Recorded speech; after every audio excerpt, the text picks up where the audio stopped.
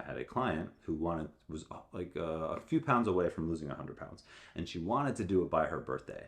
And she was about 3 pounds away a week before her birthday. And I said, look, if you don't hit this on your birthday, but you hit it a week later, will it matter 6 months from now?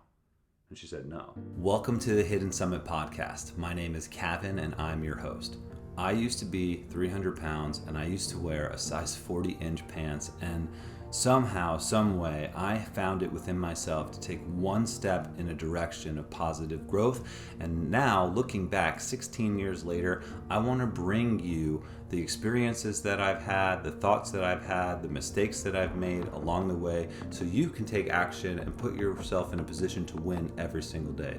We're going to talk about fitness, nutrition, and everything in between. The only thing I'm ever going to ask you to do is subscribe and share this with somebody who you might think would benefit from what we talked about today. Last thing, remember, if you learned one thing on today's episode, take that and apply it today, because that's how we become better and see progress over time. So I put up 2 Instagram posts yesterday, and one was about me coming to a moment where I realized that I had gone out drinking Saturday nights one too many times, and woke up Sunday morning one too many times, and put myself in a position to really just recover from the night before. My thoughts were crazy. I was hungover. I was not feeling 100%, and usually that would leave me with a case of the Sunday scaries and a panic, not being my best self, and that would typically, not could, trickle over into Monday.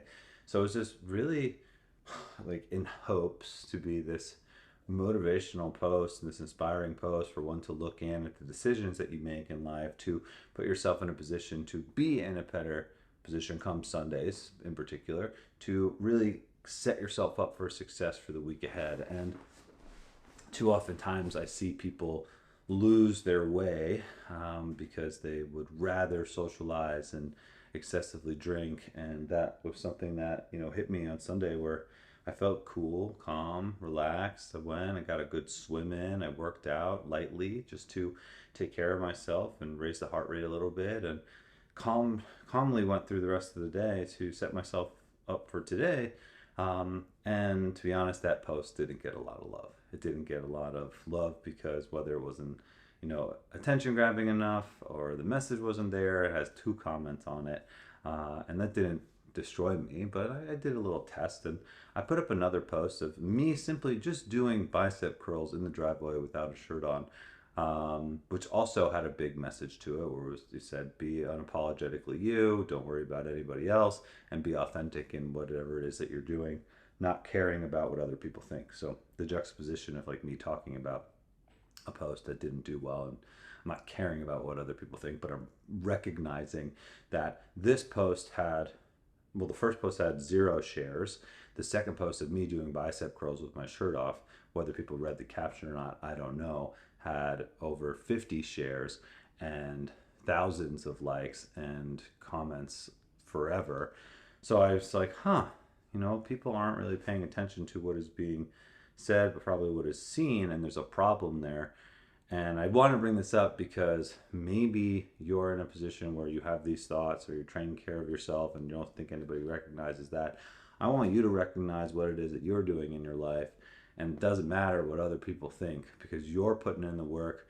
If you're following along with this series, right, you understand why you're doing this, how it gets done, how to organize where it is you want to go, and most importantly, you see yourself in the future becoming that version of yourself, wanting to live that life that you want to live.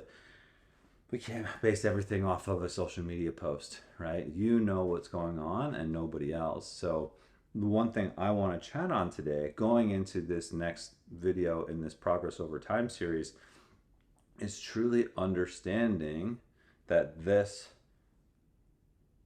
ability to take care of yourself and put these pieces of the puzzle together for your health does not equate to who you are. It is just a part of your whole. So I drew a little circle on the board, right? So when most people begin in this program, they go from not having any of these sustainable habits to creating some of these sustainable habits. Like I said, protein, food, movement, water, sleep, those sort of things. And they become obsessed. They become obsessed to the point where they're not able to bend and they feel like if they come off track, they will break. But remember back to our previous conversation, we are going to mess up. You're going to fail. You're going to make a mistake. You're going to screw up at some point during the line, along the lines. And I want you to know that that's okay. That's normal. And I think an easy way to understand that is if you zoom out on your life, right? It doesn't mean that this is all fitness and food and sleep and water and macros and protein. That's not who you are. That is just like a task list of things that you do every day to ensure that you're getting to your final destination. It is the gas that makes the vehicle move consistently, efficiently, effectively over a period of time. One of the things that I want to touch on is the momentum that we create when we do these hard things along the way. So I want you to pause for a second and just kind of look back. If you started this, if you've been doing this for a little while, you're tracking your food, or you're eating a meal plan, or you're seeing results, you're in the gym every single day, or you're walking more, you're drinking your water, your energy's high, your sleep is good, your routines are good, right? Realize that what we're doing is building momentum and creating a pathway towards success.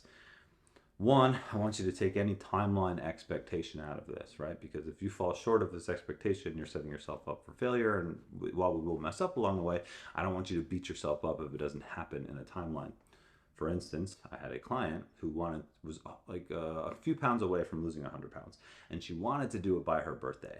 And she was about 3 pounds away a week before her birthday. And I said, look, if you don't hit this on your birthday, but you hit it a week later, will it matter 6 months from now? And she said, no. I was like, okay, so then I don't care if you hit it by your birthday or not, but what I want you to do is to stick to the plan and don't worry about what happens along the way, because you can control what it is that you do with your sleep and your water and your food and your workout. But again, like, we don't have this perfect grasp on the program where we know what's going to happen with our body. And she was obsessed. She was like, it has to be this way. And I'm doing so well for so long. And I was like, I know, I realize that. But remember, the first time that we worked out, all I did was give you a medicine ball to hold on to, and we went for a walk. We walked half a mile together. And you dropped that ball several times, and you had to pick up that ball several times, and it was hard for you to do several times. But you did it. And now you're doing these full on workouts. You're carrying that ball the entire time. You're not putting it down once, and you're seeing progress. So, what does it matter if we hit that number on the scale on your birthday, your birthday, or on the 7 days after, or on a month later? You have come full circle in the sense that you don't even recognize your former self. And I want you to realize that what you did isn't who you are, it's just how you did it along the way.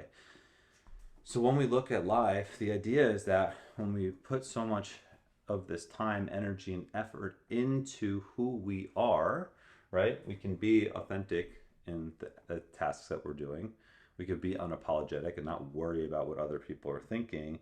And that, I believe, is one reason why that posted so well, yes. But two, I believe that when we do this, we can let that carry over into other parts of our life, the parts of your whole, the pieces of your pie, right? So if we look at this and put a little dot in the center, and we kind of map this out, make some pizza slices here, whether they're even or uneven, right? We can have our health, we can have fitness, we can have nutrition, we can have sleep. Sure. What about family? What about finances? What about relationships? What about fun? What about all the other things that make us who we are? If we can put and invest these sustainable habits into all of our health and wellness, that's a great start. But the goal with all of this is to elevate your life. If a high tide raises all ships, what happens when you take that same mindset, mentality, and habits and pour it into your finances, into how you communicate with colleagues, into your relationships, into your mental health? When we do that, do you think that will help propel you forward or hold you back? I believe that it will push you forward, absolutely. But I think it is challenging to take this into more tactical subjects, into deeper subjects. And I want you to know that that's okay. Just as when you started on this program, mindset, nutrition, movement, decision making, it's going to be challenging for you to take that into your financial acumen, into your career, into starting a business, into your relationships. It's not about anybody but you and how you recognize yourself and who you are in those moments. And I truly believe that that's the way for you to take this and elevate your life to the next level. But when you realize that mindset, nutrition, movement, sleep, water, protein, fitness, all of those things are just a piece of who you are, and they don't define who you are, but they are what make you more of who you want to be, then you can take that and pour it into other areas of your life. So bringing this all the way back around, the last thing I want you to realize is I brought up the posts that I made in the beginning of the day because I know that I'm a better person for not going out and excessively drinking on Saturday come Sunday. And then the second post is I know that I need to stay in my own lane, but it is distracting to have the noise happen around us. So what I like to do is reflect on how far I've come, and I want you to do the same. If I was still drinking, if I was still anxious, if I still had the Sunday scaries, then I wouldn't be able to focus on what's ahead. I'd be focusing on what I did and what was. So in this moment, regardless of where you are, I want you to take a moment and look back. Because if we could see how far we've come, even if that's just an inch, we're still moving forward in the right direction. And that's a positive. And that's what I want you to hold on to heading into the rest of your day. Thanks for joining me. I appreciate you being here. Remember to subscribe, and I will talk to you all next time. Thanks.